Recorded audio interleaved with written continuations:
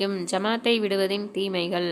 அல்லாஹ் தாலா தனது கட்டளை பின்பற்றி நடப்பதற்கு வெகுமதிகளை தருவதாக வாக்களிச்சிருக்கிறது போல அவற்றை புறக்கணித்தா வெறுப்பும் கடுமையான தண்டனையும் கிடைக்கும்ன்றும் எச்சரித்துள்ளான். அல்லாஹ் தஆலா அவனது கட்டளைகளை நிறைவேற்றுவதற்காக வெகுமதி கொடுப்பதாக வாக்களித்திருப்பது அல்லாஹ்வின் பேரருளாகும். ஏன்னா கட்டளையின்படி நடப்பதே அடிமையின் கடமை. கடமையை செய்வதற்கு கூலி எதற்கு? மாறாக கடமையை செய்யாவிட்டால் அதற்கு எவ்வளவு தண்டனை அளித்தாலும் அது நியாயமானதாக இருக்கும். ஏன்னா எஜமானனின் வார்த்தையை மீறி நடப்பதை பெருங்குற்றம் வேறு என்ன இருக்க முடியும்?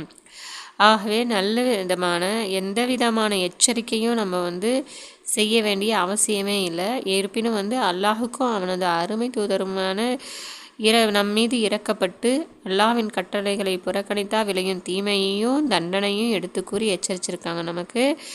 இதற்கு பிறகும் நம்ம நஷ்டத்தை ஏற்படுத்திக்காமல் இன்ஷா அல்லாஹ் ஆண்கள் ஜமாத்துடன் தொழுவதற்கும் பெண்கள் பிள்ளைகள் வீட்டில் தொழுவதற்கும் எல்லாம் அல்லாஹ் தஆலா ஆண் பிள்ளைகள் பெரியவர்கள் பள்ளிவாசலில் தொழுவதற்கும் பெண்கள் சிறு பெண் குழந்தைகள் எல்லாம் வீட்டில் தொழுவதற்கும் வயதானவர்கள் வீட்டில் தொழுவதற்கும் எல்லாம் அல்லாஹ் தஆலா நம் அனைவருக்கும் தௌஃபீக் செய்வானாக. ஆமீன்.